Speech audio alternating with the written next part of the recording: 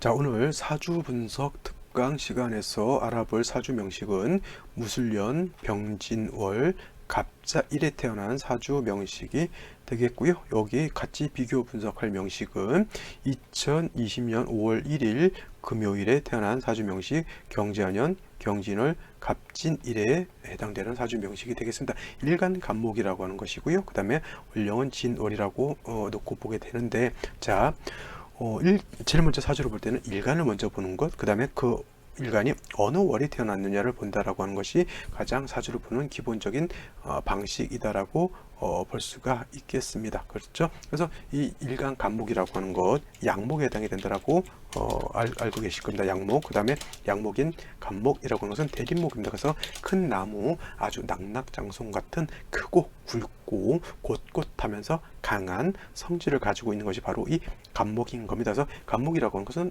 뭐예요? 용도 자체는 경금으로서 작벌해서 동량지목으로 쓰는 목적 하나, 그 다음에 꽃을 피우는 목적이 있다라고 말씀을 드렸지만, 원래 간목이라고 하는 것은 어떤 목적? 그렇죠. 경금으로서 작벌해서 동량지목으로 쓰는 것이 원래 간목의 목적인 것이고, 부차적으로 꽃을 피우는 용도도 있다. 그래서 간목이라고 하는 것이 꽃을 피울 것이냐, 목화통명을 이룰 것이냐, 아니면 벽가빈정 이 아니라 목화통명을 이룰 것이냐, 아니면 동량지목으로 쓸 것이냐에 따라서 목화통명을 될 때는 으로 볼 때는 병화개수를 쓰는 것이고, 그 다음에 동량지목을 쓸 때는 경금과 정화로서 배합을 한다라고 말씀을 드렸죠. 그렇죠? 그래서 일단 간목이라고 하는 그런 특성을 가지고 있는데, 그것이 어떤 원령이냐에 따라서 동량지목으로 쓸 것인지 내지는 목화통명의 용도로서 쓸 것인지가 이렇게 구분이 되게 되는데, 대체적으로 진월이라고 하는 것은 계절적으로 봄에 해당이 돼요. 봄 중에서도 이제 봄이라고 해서 대체적으로 이걸 갖다가 모춘이라고 하죠. 모춘 내지는 개춘이라고 합니다. 그래서 늦봄에 해당이 되기 때문에, 물론 이제 봄이라 하더라도 목이 너무 왕하게 되면 그때는 경금으로서 작벌하는 그런 용도가 필요하긴 하지만, 일반적으로 진월의 간목이 약하지 않은 경우에는 아까 말씀드렸지만 어떤 용도, 목화통명이라고 하는 것은 간목이라든가 을목 같은 것이 화를 봐가지고 꽃을 피운다라고 하는 그런 개념을 목화통명이라고 해서, 화초가 꽃을 피울 때는 물을 적당하게 주고 그 다음에 따뜻한 온기를 이렇게 해주어야지만 꽃을 활짝 피울 수가 있는 겁니다. 그래서 간목이 목화통명일 때는 뿌리는 윤택하게, 하늘은 화창하게, 그래서 병화라고 하는 태양으로서 따뜻하게 해주고, 땅은 간목의 뿌리는 촉촉하게 해주게 되면 꽃을 활짝 피운 그러한 간목이 될 수 있다, 이렇게 볼 수가 있습니다. 똑같이 간목이 진월에 태어났는데, 이 명식 같은 경우에는 연지에서 자수를 봤습니다. 어떻게 보면 이 자수 하나가 이 사주국세 전반을 확 다른 쪽으로 바꿔놓는, 어떻게 보면 좋게 말하든 나쁘게 말하든 하나의 어떤 신의 한 수와 같은 그러한 특징을 가지고 있습니다. 그래서 이 진토라고 하는 것은 토가 왕한 토왕절이에요. 그리고 간목 입장에서 진토라고 하는 것은 편재에 해당이 되죠. 편재, 재성이라고 하는 것은 재물, 처, 뭐 이런 것들로 보게 되는데, 자수를 봄으로 인해서 자진합수하게 되죠. 그러면 진토라고 하는 토가, 재성이 자수를 봄으로 인해서 인성으로 성격이 바뀌게 됩니다. 원래 진토라고 하는 것은 토지만 물기를 머금고 있는 갯벌과 같은 것인데, 바다에 갯벌 있잖아요. 근데 바닷물이 쫙 빠져나갔을 때는 땅과 같이 좀 질적지적하더라도 흙으로서 존재를 하지만, 물이 많아지게 되면 이거는 바닷물에 휩쓸려서 이렇게 싹 쓸려 내려가는 것 같죠. 바닷물이 싹 들어왔을 때는 뻘이라기보다는 물로 보죠. 이게 자수를 보게 되면 마치 갯벌이 바닷물이 들어와가지고 이렇게 물로 화해버린 그러한 형상으로 볼 수가 있는 겁니다. 경금이 이렇게 투출하게 되면 수를 생각했기 때문에 수가 더 많아지게 되겠고요. 수가 많아지게 되면 사주 전체 국세는 한습해진다. 차가 서늘해지면서 물기가 너무 많아져서 눅눅해지는 그런 개념이죠. 자, 같이 볼까요? 자, 이 명식은 똑같이 여기는 연지의 자수가 있는 거고, 여기는 일지의 자수가 있는 겁니다. 그래서 자진합수, 여기도 자진합수 할 것 같지만 차이가 있는 것이 뭐냐면, 여기는 자진합수되고 여기가 진토이기 때문에 자진합수가 됩니다만, 여기는 자수가 있어서 자진합할 때 연에 여기는 술토가 있죠. 술토, 요 술토 잘 보세요. 이거는 술토가 있고 진토가 이렇게 있으면 이거는 먼저 진술충이 돼요. 진술충이 되게 되면 이 진토하고 이 술토하고 부딪혀가지고 토가 많아지게 되죠. 그런 중에 자수를 보게 되면 자진합수가 되는 것이 아니라 진술충돼서 자진합이 되지가 않습니다. 그래서 이거는 진월에 토충이 됐기 때문에 토가 약해지는 것이 아니라 무토가 월간에 있는 연간에 있는 무토가 더 왕해져 있고요. 간목병화라고 하는 것은 토를 생해주기 때문에 이거는 오히려 토가 굉장히 왕한 사주, 토왕한 사주, 토왕한 사주가 된 것이고, 이 사주는 진토가 있다 손치더라도 이거는 술토 하나, 진과 술의 차이가 있는 것인데, 자진합수하고 진토이기 때문에 이거는 진진길은 서로 자형은 될지 모르겠지만 상충으로 인해서 진토 축도가 충에서 합해지진 않잖아요. 그러면 이거는 오히려 경금까지 있기 때문에 이거는 수왕한 사주가 되는 거예요. 수왕한 사주. 글자가 비슷한 것 같지만 이거는 인성이 왕해지는 인성이 왕해지는 사주가 되는 거고, 이거는 오히려 재성이 왕해지는 사주가 되는 겁니다. 그렇죠? 간목 입장에서 놓고 봤을 때 진월에 토가 많아서 재다신약한, 그죠?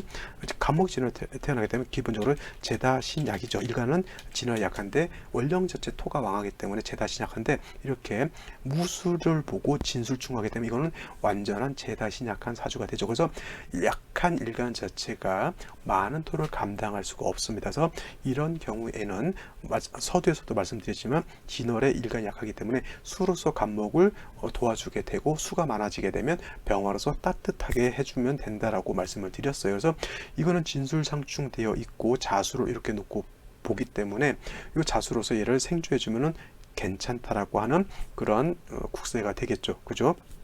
근데 이 사주 자체가 또 생시에서는 어떤 생시를 봐야 되냐면, 토가 왕하기 때문에 무진시 같은 거는 보면 안 되겠고요. 그 다음에 갑술시 같은 경우에도 별로 좋지 않고요. 그 다음에 을축시 같은 경우도 토가 왕해서 문제가 되는 사주인데, 다시 토가 많아지는 그러한 생시를 보면 안 된다라고 말씀드릴 수가 있는데, 이 사수가 아쉽게도 어떤 생시, 을축시라고 하는 생시를 갖게 되는 겁니다. 생시. 그러면 토가 많아서 문제고, 요거 자진 합수만 됐다 하더라도 수가 좀 이렇게 살아나는 그러한 국세로 두고 볼 수가 있겠는데, 요거 진술상충되는 중에 자수를 가지고 일간 간목을 갖다가 도와줘야 되는데, 토가 많아서 의지할 때라고는 요 자수 하나죠. 물론 이제 축이라고 하는 축 중에 개수가 있긴 하지만은, 이렇게 자축을 보게 되면 이거는 자축합 토로화에 버리기 때문에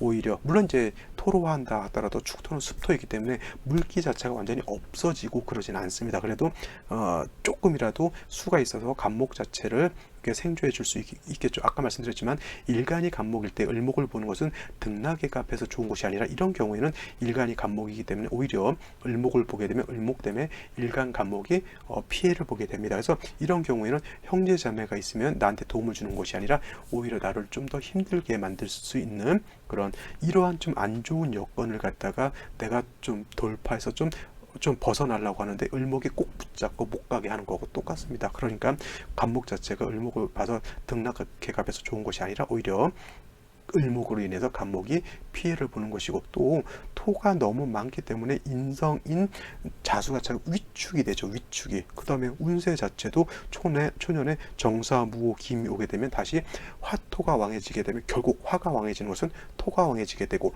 토가 왕해지게 되면 그것은 토는 수를 갖다 억제시키기 때문에 사주 국세가 토로 인해서 문제가 되죠. 육친으로 놓고 보게 되면 일간 간목 입장에서 재성이라고 하는 것은 처에도 해당이 되고, 그 다음에 아버지도 해당이 되고, 그 다음에 인성이라고 하는 것은 간목 입장에서부터 나를 생해주는 것이기 때문에 어머니에 해당이 되죠. 그러면 이렇게 재다신약이기 때문에 어머니가 좀 왕토에서 그걸 받아서 어머니가 안 좋아질 것 같은데, 오히려 재다신약인 사람들이 반대로 아버지 쪽으로 약간 좀 안 좋은 현상이 있는 경우가 많습니다. 오히려 이런 경우 아버지가 너무 완고하기 때문에 아버지로 인해서 간목이 피해를 보는 거잖아요. 그렇죠? 그래서 의지할 때라고는 인성인 어머니 의지를 하게 되는데, 왕토에서 피해를 받는 어머니이기 때문에 어머니가 좀 능력이 부족하거나 어머니가 나를 생주해 주려고 하더라도 눈치 보느라고 생주를 못 해주는 이런 경우가 있죠. 그러니까 이 사주 같은 경우는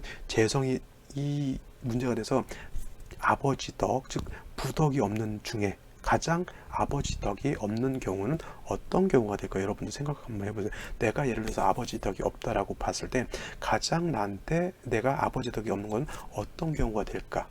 아버지가 술을 많이 먹어서, 내지는 아버지가 돈을 못 벌어와서, 아니면 집안에 돈도 많고 그런데 아버지가 나를 너무 엄격하게 막 피도 눈물도 없이 엄격하게 대하기 때문에 내가 숨을 못 쉬고 산다. 이런 것도 경우에 따라서는 아버지 덕이 없다라고 볼 수가 있습니다. 물론 이제 아버지 덕이 없는 것이 뭐 여러 가지 경우의 수가 있겠지만 가장 아버지 덕이 없는 건 뭐냐면 이렇게 된 거죠. 태어날 때부터 아버지가 없는 경우, 그러니까 유복자죠. 그러니까 편모스라 해서 아버지가 뭐 돌아가셨다거나 아니면 뭐 어머니가 미혼모라든가 이런 경우에는 이제 아버지 없이 이렇게 태어나는 경우가 있습니다. 그러면 전혀 태어나는 순간부터 아버지 얼굴 자체를 모르고 이렇게 자라는 사람들이 가끔 있습니다. 많지는 않겠죠. 그래서 제가 생각하는 아버지 덕이 없는 가장 큰 경우에는 바로 이렇게 유복자로 태어나서 아버지 자체를 모르고 이렇게 사는 사람이 아닐까 이렇게 생각이 들어요. 이런 경우에도 토가 너무 많아서 문제가 되는 그런 국세인 것이고, 이 사주가 물론 이제 이 사주라고 해서 다 뭐 유복자로 태어나는 건 아닙니다만 재성으로 인해서 문제가 되기 때문에 재성으로 인해서 좀 곤혹을 치를 수는 있는 그런 사주죠. 아까 말씀드렸지만 뭐 아버지 역할을 못해서, 아니면 아버지가 너무 엄격해서, 아버지가 돈을 많이 못 벌어서 여러 가지 이유가 있을 수도 있겠지만 요 명식 같은 경우에는 유복자로 태어난 사주 국세가 되겠습니다. 이게 무술년이기 때문에 2018년으로 볼 수가 있겠지만 2018년은 아닙니다. 그 이전에 벌써 2018년이 아니면 벌써 60년 이전에 사주 명식이 되겠죠. 자, 오늘 여기까지 설명드리고요. 저는 내일 또 찾아뵙도록 하겠습니다. 감사합니다.